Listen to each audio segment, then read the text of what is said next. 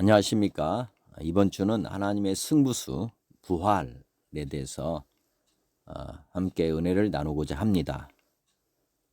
기도하시겠습니다. 하나님 아버지, 고맙고 감사합니다. 한 주간도 저희들을 지켜주시고 또 오늘 하나님의 승부수 부활을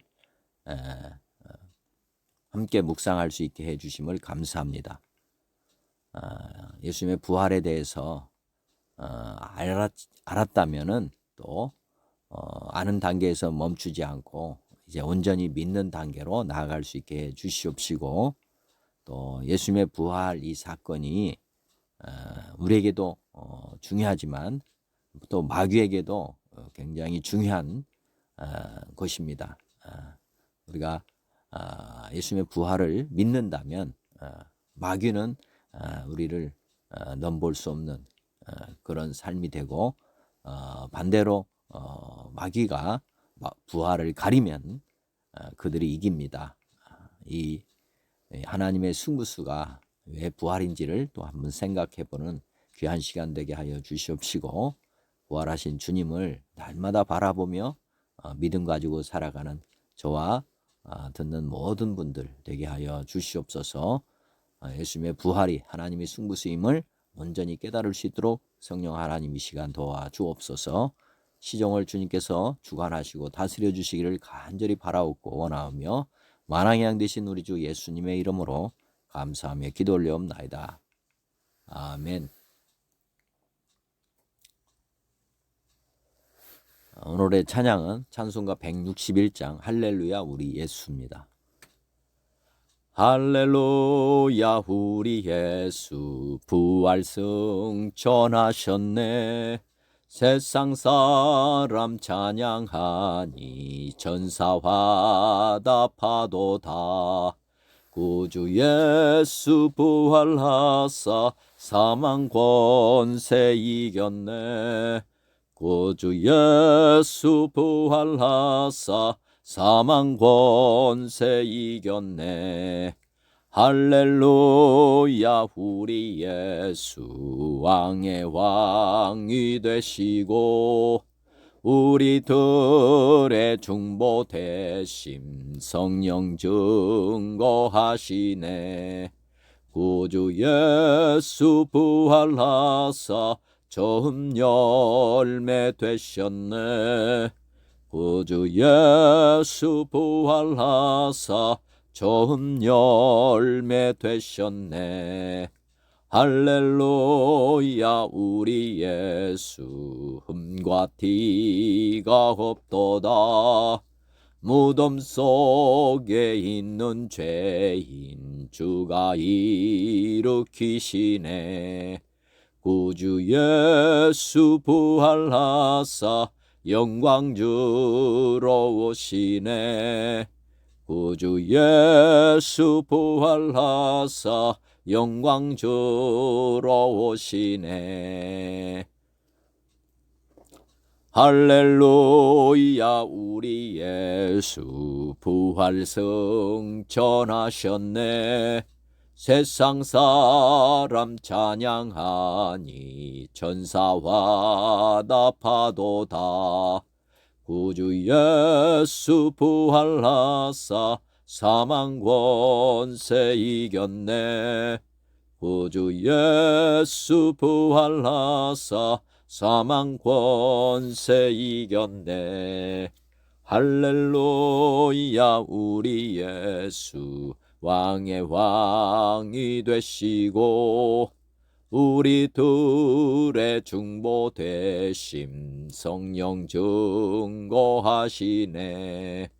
구주 예수 부활하사 처음 열매 되셨네. 구주 예수 부활하사 처음 열매 되셨네. 할렐루야 우리 예수 흠과 티가 없도다. 무덤 속에 있는 죄인 주가 일으키시네. 구주 예수 부활하사 영광 주러 오시네.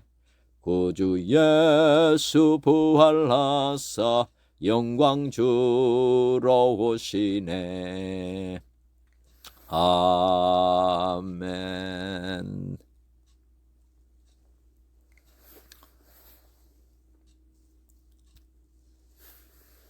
부활이라는 단어, 승천이라는 단어, 부활이라는 단어와 승천이라는 단어에 대해서 한번 생각해 보시면 좋겠습니다. 자, 부활이나 승천이라는 단어를 무식적으로 많이 사용하고 있습니다. 그런데 이 단어가 언제 또 어떤 계기로 만들어진 단어일까? 이를 생각해 보는 분은 많지 않을 것입니다. 자, 모든 사람이 죽었는데 사람이 인위적으로 만들 수 있는 단어일까요? 모든 사람이 예수님 이전에는 다 죽고 끝났습니다. 그런데 사람들이 이 단어를 만들 수 있었을까? 어떻게 만들 수 있었을까죠? 자, 기독교가 우리나라에 들어오기 전에 이런 단어가 있었을까요? 한번. 자, 이 부활이나 승천이라는 단어는 인간이 상상해서 만들 수 있는 단어가 아닙니다. 이 단어라고 하는 거는 사람들이 다 죽었습니다. 죽었는데 이 부활이라고 하는 거를 만들자, 부활이라는 단어를 사람이 만들 수 있는 건가? 만들 수 없다고 봅니다. 또한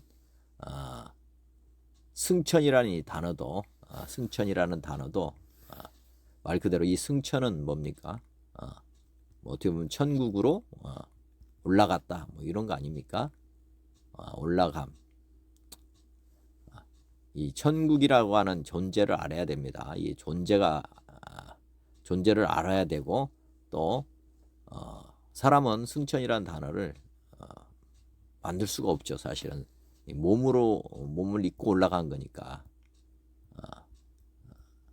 몸을 입고 올라간 거잖아요. 우리가 바다를 사람이 걸을 수도 없는데 공중으로 이렇게 올라간다는 것. 새도 날아다니긴 하지만 완전히 승천하지는 못합니다. 언젠가는 땅으로 내려와야 되는 것이죠. 언젠가는 다 내려옵니다. 영원히 승천할 수 있는 존재는 없습니다. 그런데 이 부활이나 이 승천이라는 단어가 언제부터 생겼을까 한번 생각해 보시면 좋겠습니다. 그리고 이런 단어가 없는 것에서 무에서 유로 이렇게 창조될 수 있는 것, 이런 단어가 아니라는 것도 한번 생각해 보시면 좋겠습니다.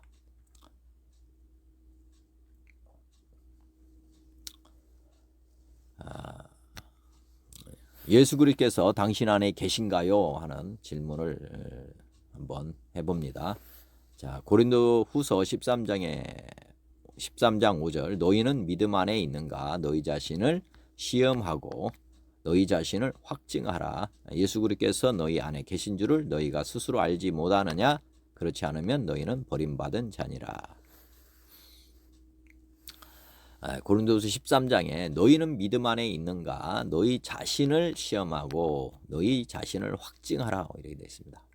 이 확증, 확실히 증명해라 이 말이죠. 이렇게 합니다. 확실히 증명해 보아라. 많은 분들이 이제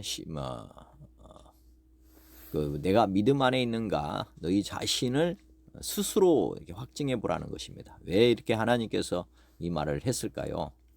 한번 생각해 보시면 좋겠습니다. 언젠가는 아까 말씀드렸지만 언젠가는 사람은 죽습니다. 죽음을 맞이합니다. 그러면 이 죽음이 끝인가? 끝이라고 생각하십니까? 절대 끝이 아니라는 거죠. 끝이 아니고 새로운 시작입니다. 새로운 시작. 새로운 시작을 특별히 하면 믿는 사람은 천국에서 시작을 할 거예요. 그 다음에 믿지 않는 사람은 아마 지옥에서 시작을 하게 될 것입니다. 새로운 시작은. 그런데 천국에 가는 조건은 뭐예요? 믿음이죠. 믿음인데 그리고 믿음이 없는 사람, 믿음이 있는 사람입니다. 우리 학교의 학생들이 중간고사도 보고 기말고사도 보죠. 중간고사, 기말고사. 대표적으로 이제 학교 다니면은 시험을 이렇게 봅니다. 시험. 이런 시험은 이제 뭐 그 학생들을 평가를 위해서도 하죠. 평가를 위해서. 이 평가의 목적은 더 좋은 뭐 평가의 목적은 이 학생이 실력이 늘기를 원하는 거죠. 실력이 향상되기를 원하고 이 실력 향상은 뭐하고 연결이 됩니까? 예를 들어서 중학생이면은 고등학교 가는데 이게 실력이 필요하니까 고등학교를 위해서 하고 고등학교에서 또 시험을 보는 이유는 대학교 가서 좋은 대학교 갈 수 있도록 하기 위한 것이고 또 대학교에서도 또 시험을 계속 본다면 이거는 뭡니까? 또 이제 좋은 직장을 얻는데 이게 직장을 얻는데 이게 하는 것입니다. 시험은 다 이런 목적이 있는 거죠. 시험은 목적이 있습니다. 맞는 사람들이 믿음에 있는가를 시험하지 않으면 어떤 일이 벌어질까요? 사실은 이렇게 천국과 지옥이 이렇게 갈라지는데 믿음이 굉장히 중요하잖아요. 근데 하나님 앞에서 이 믿음이 이제 중요한 것입니다. 하나님도 반드시 마지막에는 심판을 한다는 거죠. 네가 믿음이 있냐 이렇게. 그렇기 때문에 이 나중에 이제 그 죽어서 이 심판 받을 때 반드시 시험을 안 보면은 어떻게 됩니까? 자신을 모르죠. 자신의 실력을 모른 거에 되는 것입니다. 그래서 나중에 고등학교 가는데 시험을 한 번 딱 봤는데 보니까 자기가 나는 실력이 좋은 줄 알았더니 실력이 없는 거예요. 그러면 고등학교에 탈락을 하게 될 것입니다. 마찬가지로 난 믿음이 좋은 걸로 이렇게 쭉 살아갔는데 나중에 하나님 앞에 서 보니까 믿음이 하나님이 요구하는 수준의 믿음을 가지지 못했어요. 그러면 이걸 어떻게 해야 되겠습니까? 지옥으로 가버리잖아요. 지옥으로 가는. 이 엄청나게 중요한 시험이 우리 인생에게는 있다 이거죠. 마지막 시험이. 그래서 중간고사, 기말고사처럼 우리가 뭐를 해야 된다는 거예요. 항상 믿음에 있는가를 자신이 확증해야 돼요. 자신이. 누구도 아닙니다. 자신이 확증해야 돼요. 자신이 확증해야 된다. 오늘 이 자신이 이 믿음을 확증하는 증거가 뭐냐? 믿음에 있다고 하는 증거를 지금 우리가 지금 사전에 죽기 전에 있는가를 확증해야 된다 하는 것을 생각해 보시면 좋겠고 이 자신이 믿음에 있다고 하는 확실한 증거가 증거가 이제 필요하니까요. 반드시 필요하겠죠. 하나님 앞에 갔는데 증거가 없다. 내가 하나님을 믿는다는 증거를 내 자신이 제시하지 못한다. 그러면 엄청나게 큰 낭패를 당하게 될 것입니다. 오늘 하나님의 승부수 부활이 왜 중요하냐 하는 것 그것을 생각해 보시면 좋겠고요. 요 고린도후서 13장의 5절의 말씀도 깊이 묵상하시고 자기 자신은 압니다. 자기 자신이 늘 믿음에 있는가를 점검해야 된다 하는 것도 생각해 보시면 좋겠습니다. 그게 매일매일 뭐 할 수는 없겠지만은 그래도 날마다 우리 성경을 보고 또 그 성경을 통해서 우리가 증거를 또 수집하는 것입니다. 믿음에 있기 위해서 우리가 성경을 보는 것입니다. 믿기 위해서 알기 위해서 할 필요가 없어요. 어떻게 보면 더 큰 높은 수준이죠. 우리가 중간고사, 기말고사가 이제 뭐 중요한 시험이지만 이것이 목표 자체는 아닙니다. 아까 했듯이 더 높은 곳을 이루기 위해서 우리가 지금 공부를 한다 이러는 것이고 더 큰 믿음을 가지려고 하는 것은 아까 했듯이 이 자신의 믿음을 확증하기 위해서 믿음을 자꾸 키우는 것입니다. 그래서 믿음에 있기 위해서는 온전한 믿음, 죽음 앞에서도 부인하지 않는 그런 큰 믿음은 사실은 확실한 증거를 잡았을 때 이루어지는 것이지 적은 믿음으로는 사실은 그런 시험을 통과할 수가 없다. 이것도 한번 생각해 보시면 좋겠습니다.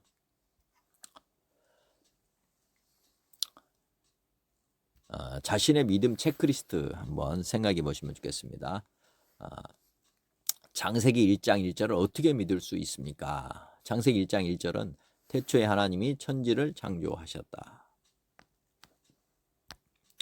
태초에 하나님이 천지를 창조하셨는데 이것을 본 사람도 없고 그 다음에 이 태초에 하나님이 천지라고 하면은 뭐 하늘과 땅만 만든 게 아니죠. 창세기 1장에 보면은 수목, 동물, 바다의 물고기, 공중에 나는 새, 해와 달과 별, 뭐 사람까지 다 포함해서 창조하셨다, 이렇게 보시면 됩니다. 창세기 1장 1절 태초에 하나님이 천지를 창조하셨다. 이걸 어떻게 믿을 수 있습니까? 보지 않고 믿는다. 이거는 확실한 증거를 가지지 않으면 안 되는 것이죠. 어떤 증거를 통해서 우리가 이 말씀을 믿을 수 있는가? 또 재림하시겠다고 하시는 약속을 어떻게 믿을 수 있습니까? 앞으로 일어날 일에 대해서도 어떻게 확실하게 믿을 수 있는가? 사도행전 1장 11절 이르되 갈릴리 사람들아 어찌하여 서서 하늘을 쳐다보느냐? 너희 가운데 하늘로 올려지신 이 예수는 하늘로 가심을 본 그대로 오시리라 하였느니라. 예수님 부활 승천하시고 하늘로 가신 그대로 다시 오신다. 이렇게 지금 성경에서는 기록하고 있습니다. 우리가 이 말씀을 어떻게 하면 확실하게 믿을 수 있는가? 또 성경에 천국과 지옥을 언급하고 있습니다. 천국과 지옥은 또 어떻게 확실하게 믿을 수 있는가? 성경이 하나님이 쓰신 책임을 어떻게 믿을 수 있습니까? 성경이 하나님이 쓰신 책이라는 것을 증거가 무엇입니까? 이런 뜻이죠. 자, 예수님을 믿지 않는 것이 왜 죄가 됩니까? 예수님을 믿지 않는 것이 왜 죄가 됩니까? 석가모니나 공자를 믿지 않는 것이 죄가 아니고 예수님을 믿지 않는 것이 왜 죄가 됩니까?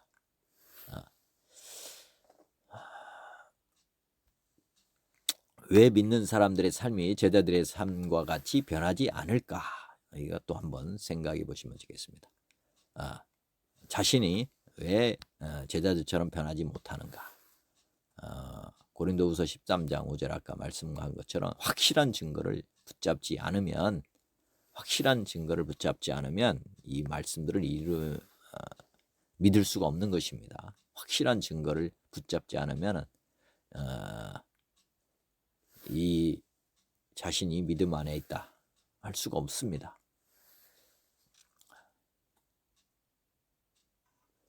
확실한 증거를 잡은 사람은 이 말씀을 전체를 다 믿게 됩니다.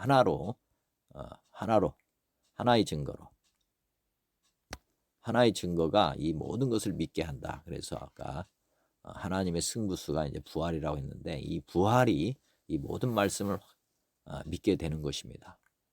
이 질문에 대한 답은 부활입니다.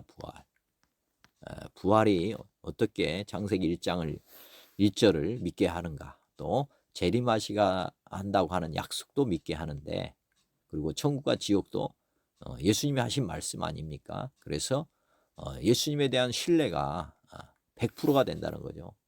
부활이라고 하는 이 증거가 이 지금 5개, 6개 이 질문을 드려서 이 확실한 답을 얻게 되는데, 이거 외에도 성경 전체를 또 믿게 하는 단초가 됩니다. 단초.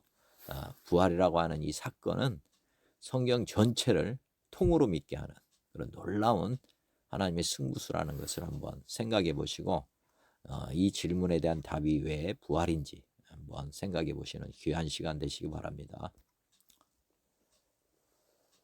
자, 예수님이 무리들과 제자들에게 보여주신 표적들이 이제 성경에 나타납니다. 사복음서에 보면 물로 포도주를 만드신 사건이 나오고요. 무리를 걸은 사건이 있고, 바다를 꾸짖은 사건, 풍랑을 잠잠하게 한 사건이 나오죠. 또 오병이어로 5,000명, 4,000명을 먹인 사건이 나오고, 그물이 찢어지도록 물고기를 잡는 사건이나 병자들을 고친 사건, 귀신 들린 자를 고친 사건, 죽은 자를 살린 사건 등 이 성경에 여러 사건들이 나옵니다. 이런 사건들이 이제 예수님이 일반적인 사람과는 다르다는 그 차별성을 지금 보여주고 있는 것입니다. 차별성이죠. 중국의 무협지와는 비교가 안 될 정도로 정말 사람으로서 할 수 없는 놀라운 일들을 이렇게 합니다. 정말 우리나라 사람들은 이제 중국의 무협지를 좀 보는 분들이 아마 계실 거예요.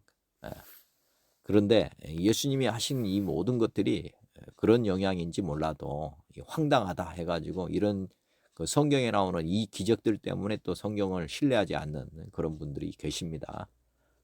그런데 예수님은 이런 놀라운, 실제로 이렇게 놀라운 일들을, 무협지는 가상 아닙니까? 하지만 이 예수님은 그런 무협지에 나오는 그런 사람들하고는 차원이 다른 것이죠. 이런 놀라운 일들을 성경에 왜 기록하셨을까요? 사실은 예수님이 사람이 아니다는 거죠. 사람이 아닌 증거입니다. 이 부분이. 자, 예수님 믿는 사람들의 간증 사건들이 지금도 현재도 진행형입니다. 현재도 예수님 믿는 사람들에게는 많은 이런 사건들이 지금도 일어나고 있습니다. 자, 당신에게 보여주는 보여주신 사건이 요 중에 있습니까? 한번 질문해 봅니다. 그리고 당신은 어떤 표적을 강구하고 있나요? 지금 문제가 있어서 하나님께 이런 어떤 표적이 나타나기를 강구하고 있는가요? 이렇게 지금 제가 한번 또 질문을 던져 봅니다. 사람들은 기도하시잖아요. 날마다 뭔가를 위해서 기도합니다. 어려움에 처한 분들이 다 이렇게 그 당시 예수님이 우리 무리들에게 보여주신 표적을 지금도 우리는 강구하고 있습니다. 예수님이 보여주신 이런 표적들과 간증들이 사람들을 온전하게 변화시켰나요? 그 당시 예수님께 나왔던 많은 사람들이 이런 사건들을 통해서 경험을 했습니다. 그렇지만 이런 것들을 보고 또 이런 것들을 직접 경험한 사람들 중에 사람들의 중에서 온전하게 변화시키지를 못했습니다. 사람들을 온전하게는 변화시키지 못했습니다. 이런 문제에서 해결됐으니까 변화가 일어난 거지만은 온전하게는 뭐냐면 온전하게 예수님이 아까 차별성이라고 했지 않습니까? 예수님은 사람이 아니고 하나님이다. 하나님의 형상이신데 예수님을 하나님으로 믿은 사람은 없었다 그 말입니다. 온전하게 변화시키지 못해. 예수님이 만왕의 왕으로 오셨고 이분을 왕으로 믿고 다른 사람은 없었다는 것이죠. 완전히 변화시키면 이런 일들이 일어나야 되는데 그냥 사람보다는 좀 더 특별한 능력을 가진 존재 이 정도로 믿었지 하나님으로는 믿지는 않았습니다. 예수님은 하나님의 아들이라고 특별히 막 강조를 했는데도 하나님의 아들이라고는 확증을 못했기 때문에 온전하게 믿지는 못했다는 것입니다. 이런 사건들은 예수님이 하나님이라는 확실한 증거는 안 돼요. 왜냐하면 구약에도 이런 사건들이 나오기 때문에 구약에도 똑같지는 않지만은 구약에도 이와 유사한 사건들을 엘리야도 했고 또 선지자들 중에서도 하고 막 그랬단 말입니다. 그러다 보니까 이 사건들이 예수님이 하나님이라고 하는 확실한 증거는 못해서 그리고 저희들도 체험하는 이런 간증들도 보면은 이 살면서 어려움을 닥쳤는데 그것을 하나님이 도와주셔서 극복했다. 이 정도입니다. 그러면 그때의 무리들이나 지금 우리가 믿는 사람들이 체험하는 이런 것들은 어떻게 보면 예수님이 하나님이라는 확실한 증거가 못 되기 때문에 우리가 목숨 바쳐서 하나님을 섬기는 그런 삶까지는 이르지 못하는 이런 것들이라는 것입니다. 온전하게 변화시키는 이런 표적은 아니었다는 것이죠. 자, 사람을 온전하게 근본적으로 변화시킬 수 있는 유일한 표적은 무엇인가? 자, 사람은 목숨을 버릴 만한 사건을 보지 아니하면 안 믿습니다. 자기 목숨을 버리는 그런 사건을 보게 되면은 그때서야 사람은 따르게 되어 있습니다. 자, 하나님께서 어떤 도움을 얻기 위해 따르는 것, 하나님께 어떤 도움을 얻기 위해 따르는 것, 그러니까 무리들이죠, 무리들. 그리고 하나님을 왕으로 고백하고 믿는 것은 아주 다른 것입니다.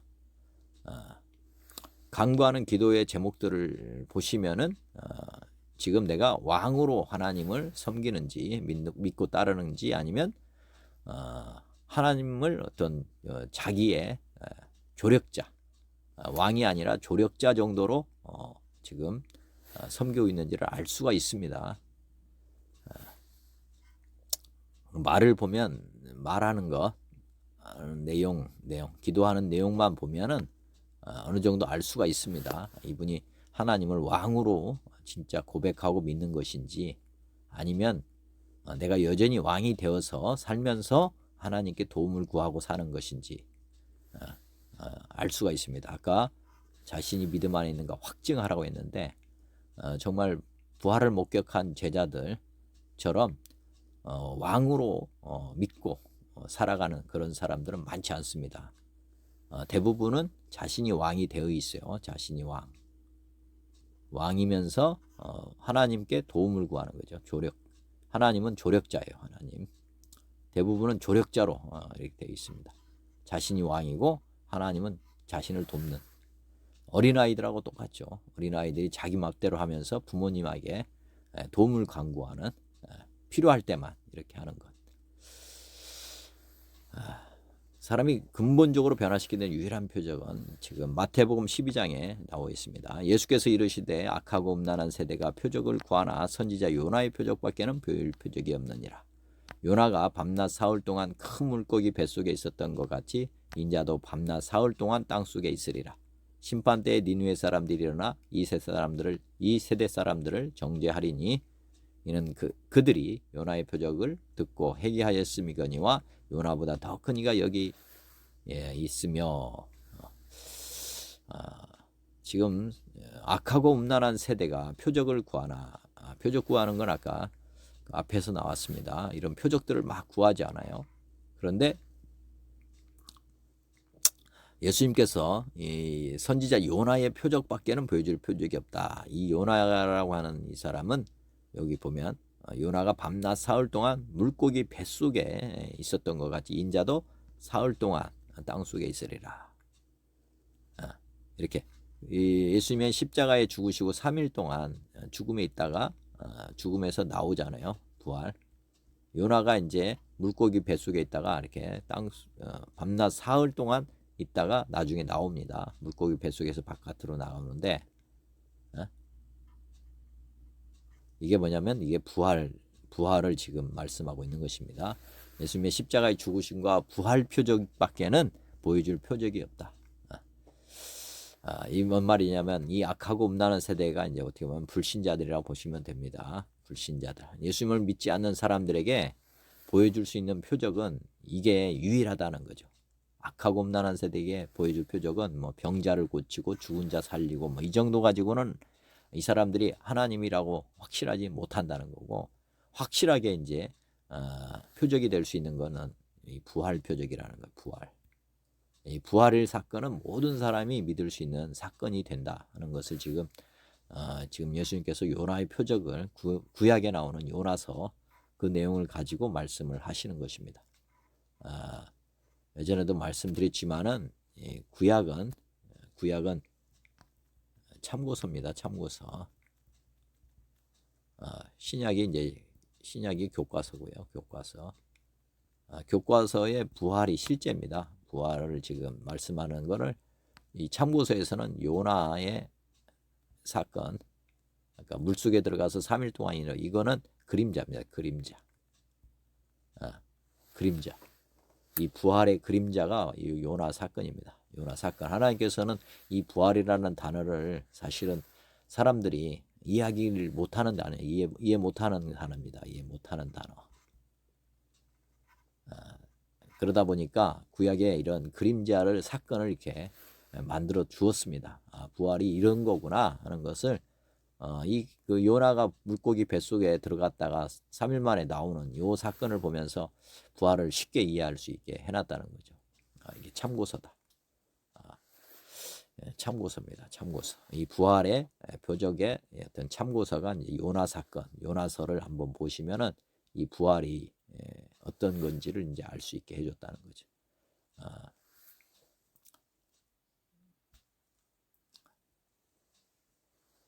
당신의 믿음은 어떤 표적 위에 세워져 있나요? 어떤 표적 위에 세워져 있나요? 자, 사람들을 따라와서 믿고 있습니까? 기도하고 은혜 받은 체험을 통해서 믿고 있습니까?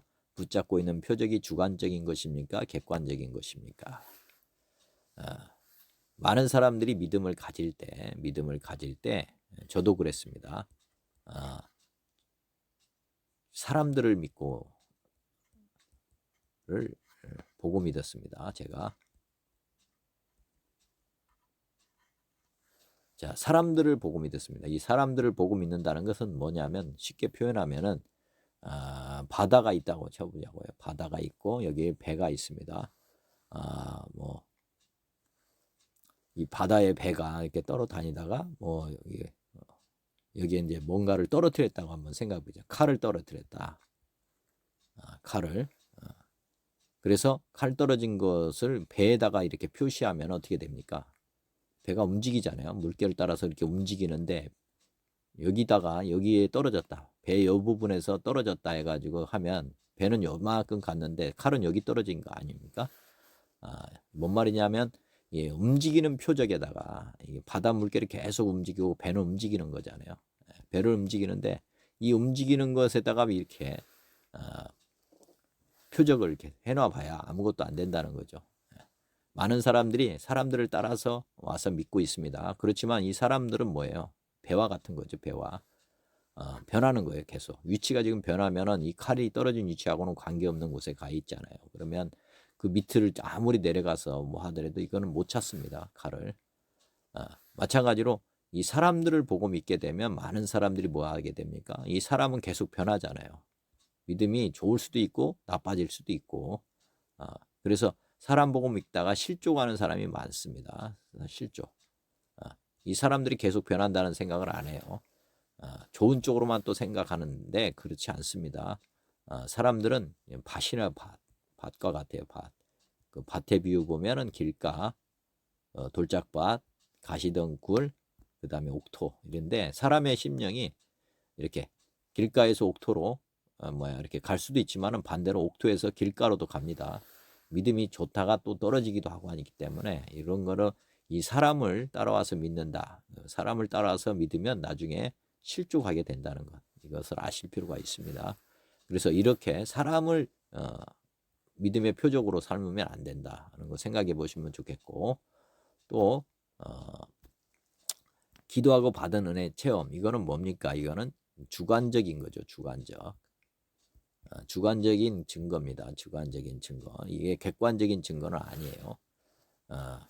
아까 개인 그 무리들이 이제 상황에 따라서 아까 질병에 있었다. 그러면 질병에서 고침받고 어떤 사람은 귀신 들렸다. 그래서 귀신에게서 이제 건짐받고 또 먹거리 없어서 먹을 것이 없는데 먹는 것에 먹는 것 이것 경험할 수 있습니다. 그렇지만 이것들은 어때요? 시간이 지나면 다 사라집니다. 이게 증거를 갖고 있을 수가 없어요. 증명하기에는 너무나 어려운 것이죠. 마찬가지로 지금도 뭐 개인적으로는 뭐 질병에서 고침받았다. 근데 이게 예수님이 고쳤느냐 아니냐 이것 가지고 하면 뭐 답이 없습니다. 이런 거는 다 주관적이라는 거죠. 개인은 뭐 할 수 있지만 제3자에게 객관적인 증거가 될 수는 없습니다. 그걸 증명하기는 거의 불가능이기 때문에 그렇다는 거죠. 이런 표적들, 개인의 체험이라든지 그다음에 사람들을 통해서 믿는 것은 문제가 있다. 확실한 증거를 붙잡지 않으면 이 객관적인 증거죠. 그게 확실한 증거라고 하면 사실이죠, 사실. 확실한 증거는 객관적인 것, 그리고 이게 사실입니다, 사실. 진리죠, 진리. 진리로 믿어야 되는 것입니다. 객관적인 증거는 누구나 다 이 증거를 가지고 있게 되면은 공통적으로 하나님께서는 모든 사람에게 믿을 만한 증거를 주십니다. 모든 사람이 동일하게. 왜냐하면 같은 믿음을 가져야 되니까. 확실한 증거죠, 확실한 증거. 하나님께서는 모든 사람이 이 확실한 증거 위에 서기를 원하시는 것입니다. 모든 사람이 확실한 증거를 100% 믿는 거죠. 100% 예수님이 하나님이라고 하는 증거. 예수님이 하나님이다. 이렇게 이런 증거, 이 증거가 이제 성경에 있다는 거죠. 100% 믿을 수 있는 확실한 증거, 이 증거를 이제 아까 요나의 표적 사건이다 이렇게 보여주고 있는 것입니다.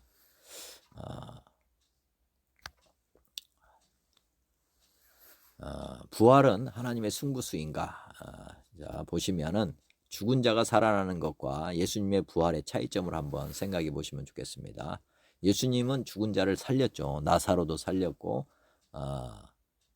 나이로의 딸도 살렸고, 베드로도 마찬가지고 사람을 살렸죠. 이 죽은 자가 살아나는 것과 예수님의 부활에 대한 차이점을 한번 보면 무엇입니까? 나사로는 살아난 것을 부활이라고 하지 않습니다. 왜냐? 나사로는 살아났다가 죽었습니다. 지금 없잖아요. 죽었습니다. 승천했다는 말도 없어요.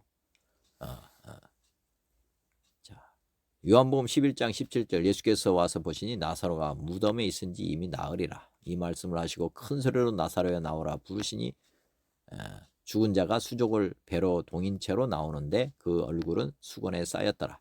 예수께서 이르시되 풀어놓아 다니게 하라 하시니라. 지금 나사로를 지금 살린 건데 이미 무덤에 들어간 지가 나흘이 됐습니다. 사흘. 그래서 이 나흘 지난 이 나사로를 이렇게 살리는 것입니다. 죽은 자가 수족을 배로 동인 채로 나오는데 이렇게 예수님께서는 이렇게 살려 주셨습니다. 그런데 예수님께서 이거를 살린 이유는 이 부활시켰다고 표현하지 않고 죽은 자를 살린 것은 생명의 주권자라는 것을 보여준 것입니다. 생명의 주권자다. 살리기도 하고 뭐 죽게도 하는 것이 이제 하나님이 하시는 거죠. 하나님만 하실 수 있는 것입니다. 이게 생명의 주권자라고 하는 것을 보여주신 것이죠. 그래서 이거는 예수님이 사람이 아닌 하나님이라는 표적입니다. 표적인데 이거는 뭐냐면 이때 목격한 사람만 본 거죠. 이건 뭐 박가인티 나사로가 죽었고 결국 살아났지만 죽었습니다. 그래서 모든 사람에게 믿을 만한 그런 표적은 아닙니다. 표적. 모든 사람이 믿을 만한 표적은 아니에요. 나사로 자신도 모르는 거죠. 죽었다가 살아났는데 누가 살린지 알 수 있습니까? 모르는 거죠. 그러니까 이런 표적은 사실은 아까 생명의 주권자가 된다고 하는 어떤 참고의 역할만 할 수 있는 거지 예수님이 하나님이라고는 명확한 증거는 아닙니다. 말씀드렸지만은 베드로도 살렸고 그다음에 그 구약에서도 엘리야도 살립니다. 사람을. 그렇기 때문에 예수님이 하나님이라고 하는 유일한 증거는 되지 못한다 하는 것입니다. 예수님의 부활은 이제 앞으로 보게 될 것입니다. 자, 예수님 부활 사건이 사실일까? 사실일까? 모든 사람이 반문해 봐야 됩니다. 자, 우리 광복절이 사실입니까? 광복절. 사실이냐? 이렇게 묻는다면 두 종류의 말이 나올 거예요. 직접 본 사람들이 있겠죠. 직접 목격한 사람, 목격. 그러려면 지금 70세 이상 되신 분들이죠. 그것도 어린애라면 좀 목격을 했다고 할 수 없고 어떻게 보면 이제 80세 넘어가신 분들이 이제 광복절을 직접 본 사람들일 거예요. 그리고 광복 이후에 태어난 사람들은 이제 믿음이 필요한 것이죠. 믿음이 필요한 것이죠. 광복절을 직접 보지는 못했고 이제 믿음을 통해서 어떻게 보면 믿음을 통해서 이제 광복절을 이제 믿는 것입니다. 6.25 전쟁도 마찬가지입니다. 직접 경험한 사람들은 뭐 설명이 필요 없죠. 직접 목격을 해버리기 때문에. 그렇지만 6.25 이후에 태어난 사람은 우리가 6.25가 있었느냐 이건 믿음이 필요한 것입니다. 마찬가지로 지금 2000년 전에 2022년 전이죠. 예수님이 이 땅에 오시고 30세 정도 되셔서 33세 정도 돌아가셨습니다. 그러니까 지금부터 약 2000년이 약간 못 되죠. 그 정도 되는 해에 이 광복절과 같은 이런 놀라운 사건이 하나가 이 세상에 일어났습니다. 근데 세월이 지나서 지금 이제 지금 세대에 사는 사람들은 이 부활 사건을 깊이 묵상하지 않으면 그냥 신화 같은 얘기입니다. 신화 같은 얘기. 예를 들어서 우리나라가 광복절을 기념했는데 지금은 이제 광복을 경험한 분들이 살아 계시기도 하고 이후에 태어난 사람들이 혼합돼서 지금 살고 있으니까 광복절에 대해서 뭐 굳이 뭐 역사적 사건을 통해서 확증할 필요가 없습니다. 그 증인들 80대 넘어가신 분들의 이야기를 들으면 그냥 광복절이 진짜구나 하는 걸 확인할 수가 있는 거죠. 그렇지만 우리나라 역사도 사실은 이제 한 300년, 400년 들어가 버리면 광복절이라는 이 사건이 아주 희미해질 것입니다. 뭐 이런 날이 있었어? 이렇게 되겠죠. 어느 순간 되면. 왜냐하면 목격한 사람도 다 이제 죽고 그 이후에 태어난 사람으로 이제 가득한 세상이 되면은 이 광복절이라는 이 사건이 그렇게까지 뭐 현실적으로 체험을 못할 것입니다. 마찬가지로 이 부활 사건이 2000년 전에 일어난 사건인데 그 당시에는 정말 놀라운 사건인 것이죠. 그렇지만 그 이후에 이제 태어난 사람들만 사는 지금 현재로 보면은 이 부활 사건이 그렇게 어떻게 보면 현실적으로 다가오지는 않는다는 것이죠. 그냥 있었나 보다 이 정도로 그냥 하고 그냥 넘어가는 것입니다. 근데 이 놀라운 이 부활 사건이 사실이라는 것을 한번 규명할 필요가 있다는 거죠. 그러니까 광복절이 사실이라는 것을 뭐 규명하면 이게 중요한 거죠. 사실은 우리가 식민지에 살다가 해방됐기 때문에 이거는 먼저 엄청나게 중요한 것입니다. 우리 한민족에게도 다시는 이제 식민지를 살면 안 된다는 교훈을 주는 거잖아요. 그래서 후세지만 다른 나라에 이제 종속돼서 사는 것이 얼마나 정말 불행한 것인지 알고 살은 사람들 그러면은 남의 나라에 간섭받지 않고 살기 위해서 굉장히 노력할 것입니다. 이 사실을 알게 되면 마찬가지로 이 부활 사건을 그냥 하나의 신화적으로 생각하는 사람과 이 죽음에서 이 부활한 사건, 이 사건이 얼마나 놀라운 사건인지 예수님이 하나님이라고 하는 놀라운 증거라는 것을 확실하게 알게 되는 것입니다. 이 부활 사건을 우리가 깊이 묵상하게 되면, 즉 부활이 사실이라는 것만 확인이 되면은 정말 이 예수님을 안 믿을 수가 없는 거예요. 그렇기 때문에 이 부활이 사실인가 한번 우리가 규명해 봐야 된다는 것입니다. 자, 이 규명할 때 어떻게 하면 좋냐면은 이제 증거 3요소 확증이죠. 확증. 우리 믿음 안에 있는가 확증하려면은 이 증거의 3요소를 늘 생각해 봐야 됩니다. 이게 뭐냐면 직접 증거가 있고요. 간접 증거가 있고 진술이 있습니다. 진술. 우리가 보면 사법부에서 재판할 때 보면은 증거 중심이에요. 증거 중심. 어떤 사람을 처벌하려면 반드시 증거를 가져야 됩니다. 이게 이제 죄 있다고 증거하는 사람들은 이제 어디 보면 검사죠. 검사. 그다음에 죄가 없다고 하는 것을 규명하려고 하는 사람들은 변호사입니다. 변호사. 그러니까 재판관이 있고 지금 죄인이 있고 여기에 죄에 대해서 증거하는 사람들이 검사고 죄가 없다고 하는 사람들은 이 죄인의 편에서 뭐 하는 사람들이에요? 변호인들이죠. 변호인들. 죄인의 입장에서 이제 한 사람은 우호적인 사람, 그다음에 적대적인 사람이 이렇게 한 사람이 붙습니다. 마찬가지로 우리가 하나님이 재판관이 되실 텐데 우리가 이제 앞에 쓰면은 재판장의 앞에 쓰면은 이게 이게 지금 말하면 검사 역할하는 사람이 이제 마귀예요. 마귀. 우리를 마귀가 아마 고발할 것입니다. 그리고 이 변호인이라고 할 분은 뭐 예수님이 될 수도 있고 천사가 될 수도 있습니다. 우리의 증인이 이제 쓰실 겁니다.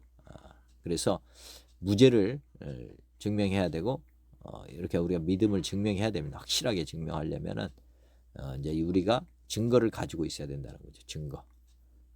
우리가 죄라고 하는 증거도 있지만 우리가 의인이라고 하는 증거도 우리가 성경을 통해서 이제 가지고 있다가 가면은 우리가 믿으면 이게 증거가 되는 것입니다. 확실한 증거, 변하지 않는 증거를 가지고 쓰면은 100% 이제 천국으로 가게 되는 것이고, 확실한 증거가 없이 살다가 가면은 아까 믿음이 흔들리잖아요. 확실한 믿음이 없기 때문에 나중에 마귀에게 어떻게 끌려갈 수도 있는 것입니다. 자, 그래서 요거 이제 요 표를 항상 생각해 보시면 좋겠습니다. 자, 예수님 자신의 증거, 그다음에 구약에 예언된 말씀, 직접 어떻게 보면은 이제 성경을 통해서 증거를 얻는 것이죠. 직접 증거라고도 볼 수 있습니다. 그다음에 그 당시에 부활을 목격한 사람들의 진술, 이거는 진술이죠, 진술. 진술이죠. 제자들의 진술, 뭐 이런 것들이 이제 진술 증거입니다. 그다음에 아까 간접적인 증거죠, 간접적인 증거, 정황 증거, 뭐 이렇게 보면 됩니다. 정황 증거. 그 당시에 뭐 역사, 그 당시에 문서들, 뭐 객관적인 증거들, 뭐 이렇게 이런 것들을 이제 증거들을 가지고 우리가 이제 부활이 사실이다 하는 것을 확증할 수가 있습니다. 자, 모든 사람이 믿을 만한 증거이기 때문에 이 증거의 3요소를 다 얻을 수가 있다는 것이죠. 성경을 이렇게 깊이 연구하면은 예수님 주장이 있구나. 그다음에 부활하신 것을 목격한 사람들의 이 진술이 있구나. 그리고 그 당시에 그 정황적인 증거도, 예를 들어서 광복절은 우리나라만의 그 어떤 사건이 아니잖아요. 일본이 패망했다고 하는 증거도 있고, 또 광복을 맞이하는데 뭐 미국이 원자폭탄을 터뜨렸다. 그래서 놀라운 그 일본이 패망을 하면서 그 일본이 지배하던 그런 나라들이 다 해방이 됐구나 하는 것들을 이제 얻게 되면 광복절이 이제 진짜 사건이구나 하는 것을 알게 되는 것이죠. 그런 원리로 이제 우리가 예수님의 부활을 증명할 수 있다는 것입니다. 구하라 그리하면 너에게 주실 것이요, 찾으라 그리하면 찾아낼 것이요, 문을 두드리라 그리하면 너에게 열릴 것이니, 마태복음 7장 7절 이렇게 나오는데, 정말 우리가 뭘 구해야 되느냐, 증거를 잡고자 하시면 다 잡을 수 있다. 이렇게 제가 이제 적용도 해보는 것입니다. 제가 부활을 믿고 싶습니다. 부활이 진짜인지 저희가 알기를 원합니다. 그런 마음으로 이 부활 사건을 한번 깊이 묵상해 보시면은 다 이제 객관적인 증거를 얻게 될 것입니다. 확실하게 이제 부활을 믿게 될 것입니다. 기도하고 한번 증거를 잡고자 결심하면 다 잡을 수 있게 될 것이라는 것이고, 부활의 증거를 가지고 믿도록 하신 하나님의 마음과 부활을 목격한 제자들의 관점에서 성경을 바라보는 것이 매우 중요하다.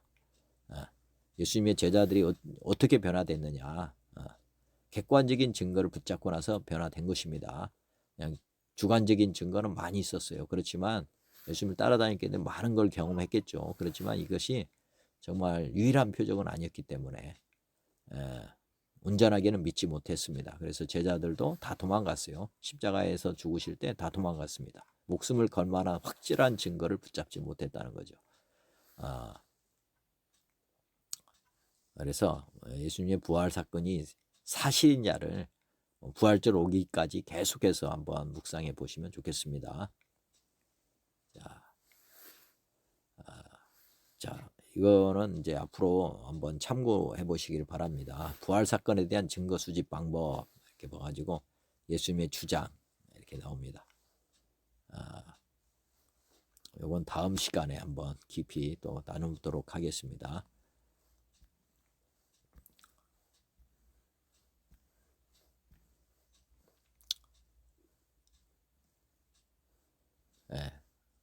여튼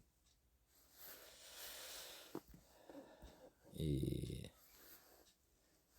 2000년 전에 일어난 부활 사건이 당신에게 실제가 되어 회개와 거듭남의 사건이 일어났나요? 이렇게 예수님이 주인이냐 내가 주인이냐 이거를 결정하는 객관적인 증거가 부활입니다. 이 부활 사건이 아니면은 사실은 내가 주인 자리를 내놓을 수가 없다. 이것에 대해서 한번 생각해 보셔야 됩니다. 왜 하나님의 승부수가 부활이냐 하는 것 생각해 보시고요. 삶이 날마다 새롭게 변하지 않고 있다면은 우리 삶이 날마다 새롭게 변하고 있지 않다면은 부활을 성경과 기타 자들을 통해서 탐구해 보시기 바랍니다. 제가 이렇게 붙였습니다. 기독교는 부활 사건 이후 생겨난 것이다 하는 것도 한번 생각해 보시면 좋겠습니다. 부활절까지 이 부활을 성경을 통해서 기타의 자료들을 통해서 깊이 탐구해 보시기를 간절히 원합니다. 그래서 우리 믿음의 반석이 예수님 십자가의 죽으심과 부활이 반석이 됐으면 좋겠다 하는 것입니다. 기도하고 마치도록 하겠습니다. 참 좋으신 아버지 하나님 고맙고 감사합니다. 오늘 부활에 대해서 한번 생각하기 시작했습니다.